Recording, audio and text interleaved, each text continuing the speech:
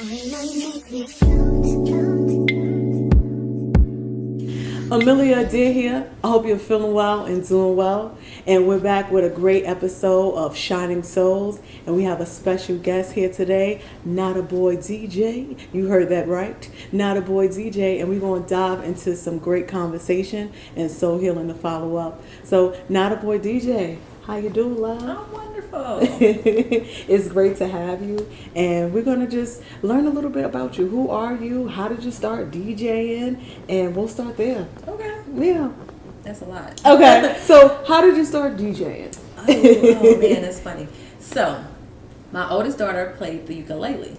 And so I was taking her to Guitar Center to get some, stuff that she needed for the ukulele. And I saw they had a sign that said DJ classes.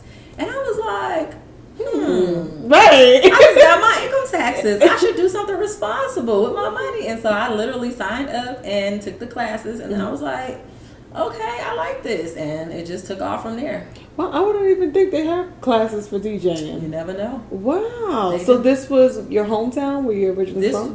I'm originally from Chicago. This was here in Las Vegas in 2017. Got it. So you was already here and you started a new career. Didn't mean around there. Bars. Come through. You got it just flowing out of me. Bars. So, okay. And so once you took the classes, you was like, I'm in, or you was like, Yeah, I mean, I knew I had to kind of do a lot of footwork. So obviously, I mean, you need to know people to even get in these establishments and be able to DJ. Correct. So I was still working full time with the state of Nevada. Okay. So anytime I was off on the weekends and everything, I was just literally going to clubs, going to lounges, talking to people, and I just was every time I saw a DJ, I was just going to be nosy. I wasn't being like a nag or trying to like a student. I was just looking like, hey, can I follow you? Okay, and I wouldn't say anything else, and I'll just watch, pay attention to the songs and the crowd and all that. So I was doing my homework. Okay, smart, yeah. Beautiful. So what made you come to Vegas overall from Chicago? Oh, I just literally was like, okay, we gotta get out of Chicago. It's expensive. It's crowded. I'm sick of this weather. So I was like, I was still married at the time, and I was like, okay, we gotta go. And his sister lives in Minnesota. And my cousin lived here. I had never been to either one, but I was like, Minnesota is literally like the Chicago. Like, people leave Chicago and go there all the time. So I was like, we're going to Vegas. So okay. We went to Vegas. Okay. Yeah. Okay, so that's beautiful. So it seems that worked out, and you've been here since 2010. Got it. Okay, we like to have the timeline. We like to have the timeline. 2010 is when my Vegas journey started. Got it. And so, fast forward, you started taking the DJ class. You started following the DJs. When was that first breakthrough for you? So I was at work, and I would take my book bags to work with me every day. So on my lunch, I would download music, because I just wanted to be ready for when that big day came, and when that break came, I had enough music.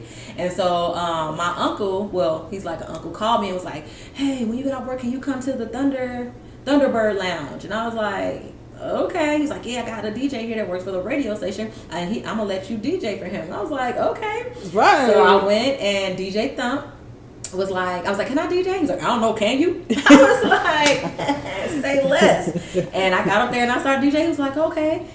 And I don't know if he told me or if I asked. Knowing me, I probably asked, but I was like, I want to DJ on a radio station. And so then, because he worked at the radio station that I work at now, 88.1, that's the radio station. Okay. And so he's like, okay, you got to send in 3 different mixes, like a classic, which is like the old school Stevie Wonder, Marvin Gaye, then like a more current one, and then like a throwback one, like the 90s, 2000, then a current one. Because that's their throwback. That's their old school one. Yeah. And so I did it and sent it in, and they sent it back like, we need this, we need that. I did it again, sent it back, and it was like, okay.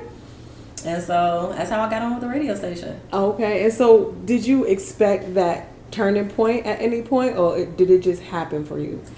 Man, I tell you, spirit works in such mysterious ways, because me going through all of this with my friends and my coworkers, I was so adamant that I didn't want to work at a radio station because I felt like it was still a job.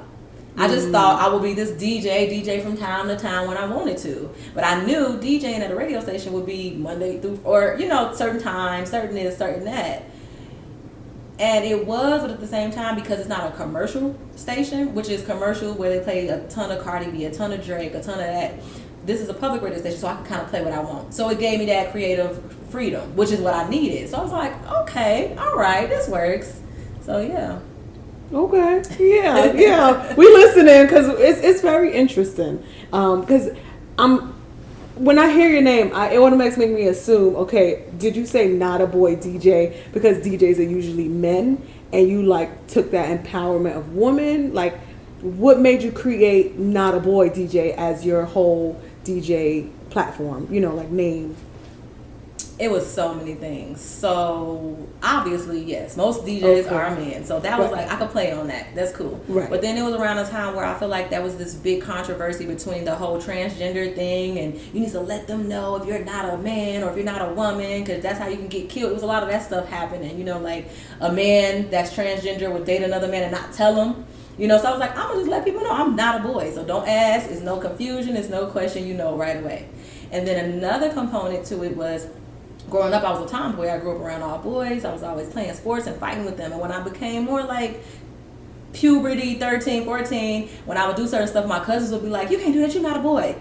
And I used to be like, what does that even mean? Because I was never segregated growing up. I just was who I was. And then it became a thing, like, you're not a boy. And so I always remembered that. Because I was like, so what, I'm not a boy, I can still do it. So that was... It just kind of sucked. It just was there. It was really because my teacher at Guitar Center was telling me, make it resonant, like, who are you? When I was trying to pick a name, it was like something that represents you. And I'm like, that is me, because I'm very tomboy, but I still put on like some Daisy Duke, so I'll be looking like a little it wasn't coochie. giving tomboy for sure. Yeah. It's giving lady chill, you know, like so. But I can get very tomboyish. Okay. And I be very mannish. Okay. So okay. Okay, that's me. Okay, so you do naturally have more like a masculine type of approach with things. I do. Okay, do you think that could be from like your upbringing? Was it sure. more of a masculine need, or like how was that for you? Yeah, I think when you come from someplace, like I was born on the south side of Chicago, and I think that right there sets the tone for you have to be fast, you don't let nobody walk up on you, you always, you know, I was a latchkey kid, home alone a lot, and like I said, growing up around boys, and I played all the sports, basketball and softball and swimming and volleyball and soccer. I played everything, and so I just always had this very grr kind of personality. Okay. And then when I'm around females, I see it. Because when I'm around, and that's why I like being around males more, because I just feel natural. When I'm around females, and then females get offended by certain stuff, and I'm like, I get you. You be more chill, and it's like you don't like the catty or the... Yeah, I can resonate with that a lot, because you be like, I think you look great. You're more of a woman who can just compliment another woman. You're just never in that competition mode, because you understand who you are and you're cool with that. Yeah. Okay, so what inspired you to write a book as well? Because you're an author, and I think that is just amazing and different, and the audience and community would love to hear. So I have so many ideas, like... It's just crazy. I wake up one day and I'm like, I'm going to do this. And I'm probably going to do it. So I literally have been thinking about writing a book for years. And so I had texted my friends. And it's in the book. We like showed our text messages when I was literally like years ago, like, we should write a book. And they're like, what? Yeah. What is it now? I'm like, just about us and da-da-da-da, whatever. Wow. And so they kind of blew me off, and some more months passed. And then Angie was like, I think we should write this book. And I'm like, see, you know. So I just was feeling like this industry doesn't have enough information for people trying to navigate it. It's very gatekept, and it's like, unless you got somebody really willing to take you under their wing, you're not gonna know a lot of stuff. And half the time they don't even do the stuff that you figure out you should be doing. You know, like certain people I looked up to and that were mentoring me, I kind of was thinking like, they don't do this, they get only paid that. Why have you been DJing this long and you accept that? And I'm like, we have to start setting these standards, you know. So I just wanted to talk about all that stuff so that people coming into the industry or thinking they know, they'll kind of get like, okay, this is what I have to expect. Business oriented, like so you knew when to raise your price, and you know how to do that, and you do that effortlessly. Yeah, I look at the market, at the world, like when they talk about eggs and stuff going up, okay, that means I need to readjust my price. You know, just not just eggs, but I get you. You paying attention, like, okay, that means it's time for us to grow. Yeah, and even my friends, like Kelly, she's been DJing way longer than me. So I'll ask her, like, what do you charge? I try to stay right under her. And then like DJs that I mentor, I'll tell them stay right under me. You know, I don't think I should necessarily charge as much as her just because she's been DJing longer. Right, so, time pays a But I don't think I should be way here either, because then there's competition, you know, and I'm not trying to compete. So, yeah. Wow, you are very intelligent. I don't know where to start someday. No, for real. I'm just like, girl, because we see you on social media. We see your craft. And so this is really a great opportunity for people to really like see you, because it is great that you wrote a book. A lot of people may not read every word. You get me? So like having this conversation and seeing how you pin things together shows that you just have a drive and you just have a passion. Have you always had that? Yep. Always. Okay. I always knew who I was, even if it changed the next week. Wow. I was certain last week, that's who I was, that's what I wanted. And I was okay with that. And the next week, this is who I am. Welcome. Nice to meet you. Okay. And so where can we find the book? Can we see is it Bars and Beats, Ladies Bars of the Night? Yeah, let's start. Let's just show this real quick. Yeah. Okay, show it to me, love. Yeah. So Bars and Beats, Ladies of the Night, own your power in music, entertainment, and business. So as you walk through the book, are you able to like give them an experience? Like what does it feel like as we go through this book, as we start here? Yeah, so I mean, in this industry, being artists, being in music, being creative, is a lot of different layers. So we try to touch everything. So we started out talking about who we were, where we're all from. We're all from different places. You also talk about the few. How does that also have a deeper meaning for you? Well, because it's a bunch of narratives where they say women can't work together, and there's a lot of jealousy and cattiness. So it's like we're the few that can. And then there's some male-dominated industry where we're the few women that are trailblazing this industry. Got it. So it's always a few levels underneath stuff, if people care to ask. Some people don't, go that deep. They're shallow. Like, oh, it's a book, great. Right. And so was it that deep when you ladies created it? It was really our elements.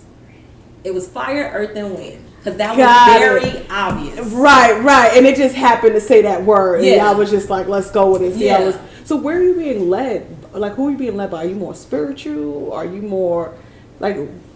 I definitely would say spiritual. Okay. And it didn't even dawn on me until I got into more spiritual practices. So I practice African traditional religions. Okay. And that allowed me to give spirit credit.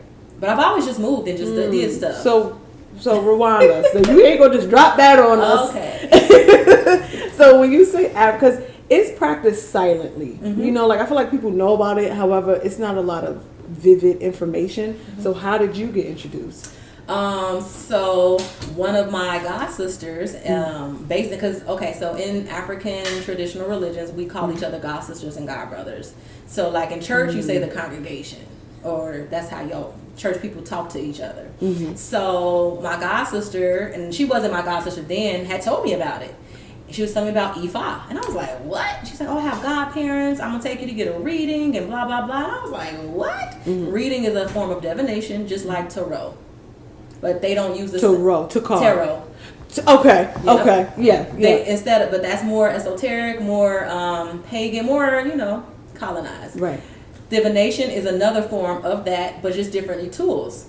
So yeah, she introduced me to her godparents, and I just got into that. And basically, the spirit that came through and was teaching me and telling me all these things I should and shouldn't be doing, it was like I've been doing this forever. I've always kind of just moved on my own accord and just did stuff, but that was spirit guides. Why I was never really trying to fit in. Why I was like, I got to do this. Right. Y'all can go there, or I'm leaving. And they're like, no. You always had your own identity and voice. Always. Okay. And I didn't have any play. I didn't say it was because of spirit. I just was doing stuff like this is what I wanted. Right. You had that unconscious movement. Yep. But all the time it was spirit. It was ancestors. It was a God. It was higher powers looking out for me. And I'm like, oh, that's why I didn't die when they were shooting up the club. That's why I left and y'all stayed. I was protected. Listen, they was looking out for you, girl. They knew I had business to do. For real. Car Okay. accidents, all type of crazy stuff. Okay. Like, what? Oh, they wanted me to hang around. Okay. Right. Yep. And so when did you have that awareness?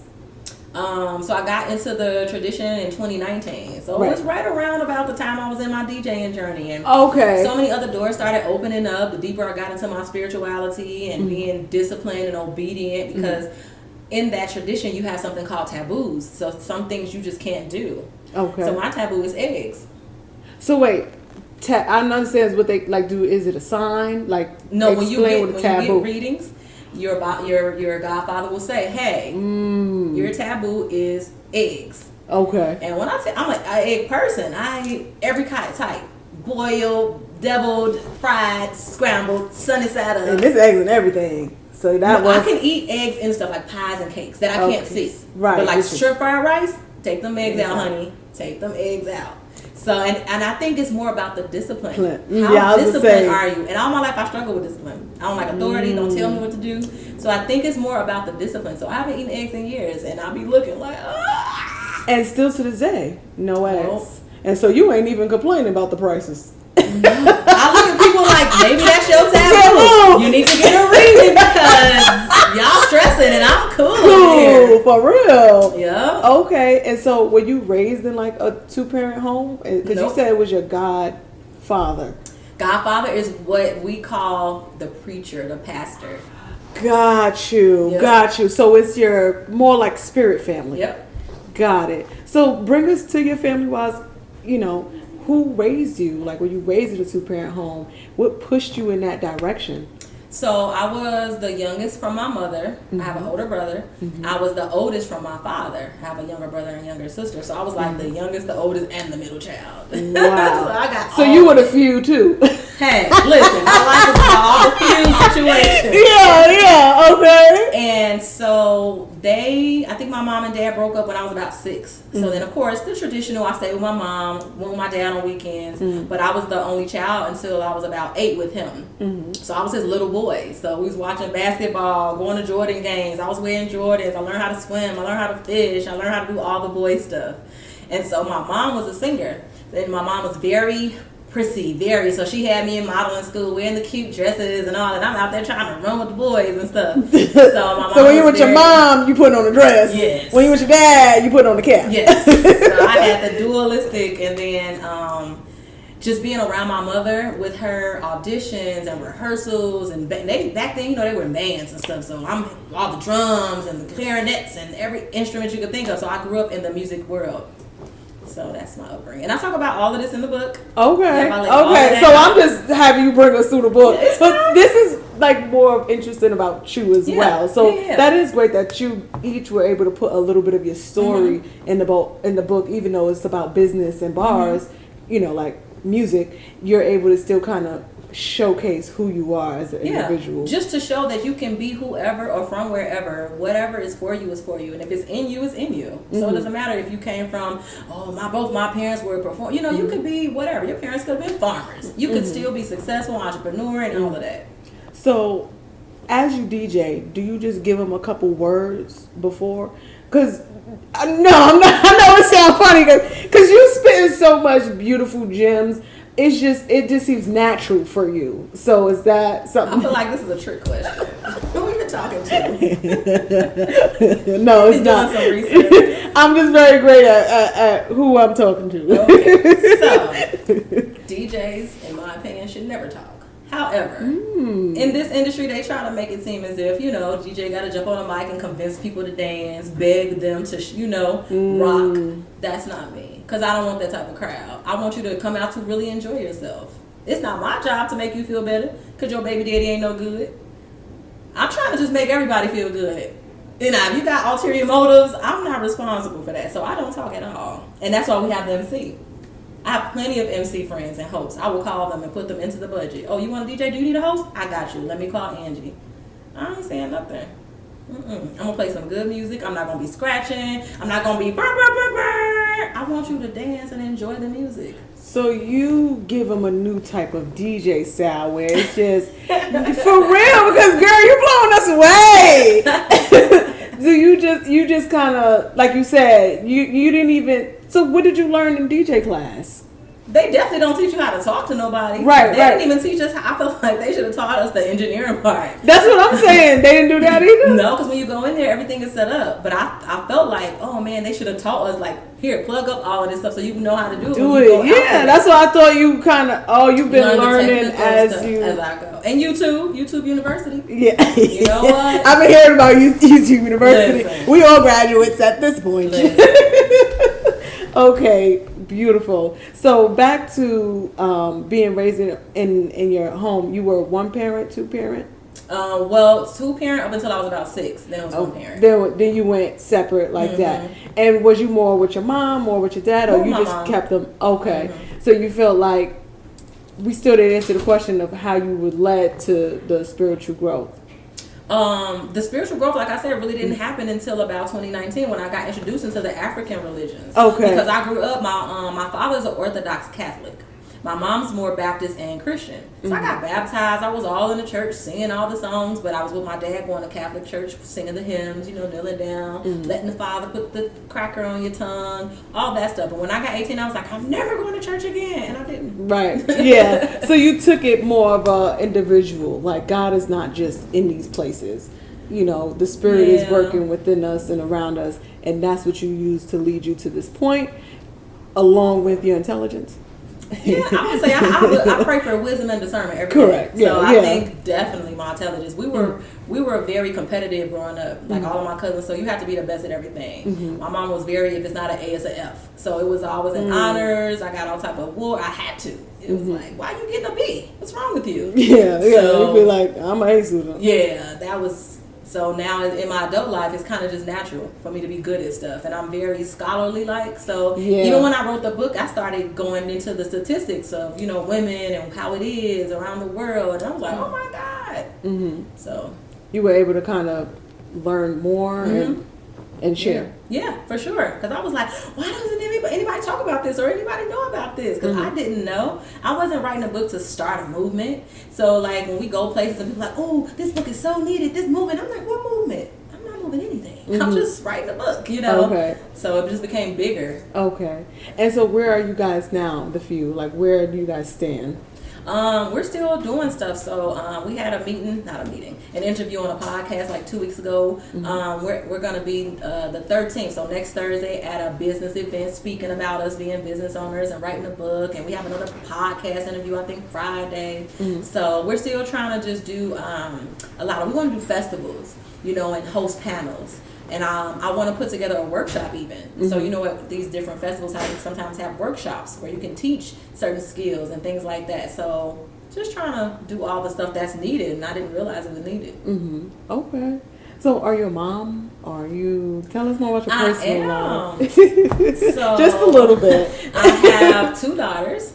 Wow. Teelan and Summerlin. Okay. That's me. Teelan is 22. Wow. And Summerlin is 9. Wow, you looked about 20 something. Once you said you was married, I was like, okay, she's telling on her age a little bit. Okay, and so how was that for you? Like balancing motherhood, work. It's a lot, and I think I don't care how many schools you go to learn whatever you're trying to learn. You have to get out here and go through it, and then you decide, I don't like that, or decide. I was able to decide what type of events I wanted to do by doing events that I didn't know that I didn't want to do. It was after doing them, and that's when it came to the point of, you're not only paying me to be here, provide excellent service, and create lasting memories, but you're paying me to be away from my home and my kids. So now it's a matter of, is this money going to make me feel better for missing out on, certain things I could do with my kids? So, and that came as I grew throughout the years. I was missing so much, and I was like, and it didn't take me long. I'm not the person like, I did that for 20 years. That's not me. It takes me a couple, and I'm like, I want a garden. We're going to go camping, or, no, I'm not going to take that gig because they don't want to pay me. I'm not going to convince them to pay me, So a lot of times they want you to do stuff for free? Sometimes it's a lot of, I'm just starting out, so once we grow, you'll grow with us. I'm not there anymore. When I started DJing, I DJ for free. I was DJing at this F45 gym every Saturday at 7 o'clock in the morning for free. Just because I needed to be seen. I needed the experience. I needed the word of mouth, So, and I do sometimes community events. I volunteer. I do all that. Right. But that's up to me, what I want to do. Right. Especially not for no club. I'm not a clubby. I like festivals, events, concerts, where people, the crowd, the energy is different. They're coming to really... Everybody not drunk. Just having food. Not that they're not drinking. I feel like club people they're not really happy with themselves. So those are deeper seated issues that I don't want to be responsible for trying to crack through. Like, I want to go to the festival where people are genuinely happy because they love themselves. Club people are kind of like, you need therapy, not a DJ. So you are shedding some light on areas that people aren't aware of, okay? Because it seems as if you take your DJ role that next step up. Like, I'm going to be in front of people. It's not even about being the DJ at this point. It's like, I'm being here for these people. How can I really be here to serve these people? And you're being selective on the people that you're going to be serving because you want it to be effective, and like if I think about coaching, I'm not going to just coach any client. Is this client coachable? So to your form, in your world, is like, is this crowd worth the investment because you know what they need? Are you able to provide that? Is the service that you're giving as well? Do you promote that in your DJ situation? Because as you're sharing it, I'm like, is that evident or? I don't say it, but I like to believe I show it because I don't even play certain artists. And I've had talks and interviews about that. Like, I won't play, I'm very big on trying to play high vibrational music.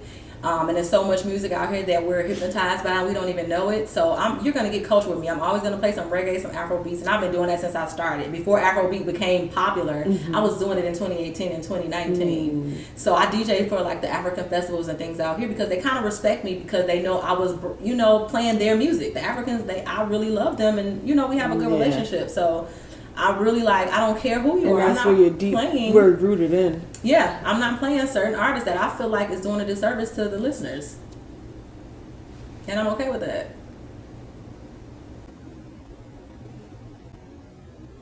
My name is Amelia, Adair. If you're ever looking for a coach or a guide or someone to just speak to about so much spiritual love, don't be afraid to book you a session. We have free sessions available. Check out AmeliaOnlineAcademy.com. We have a variety of coaches, and we look forward to hearing from you.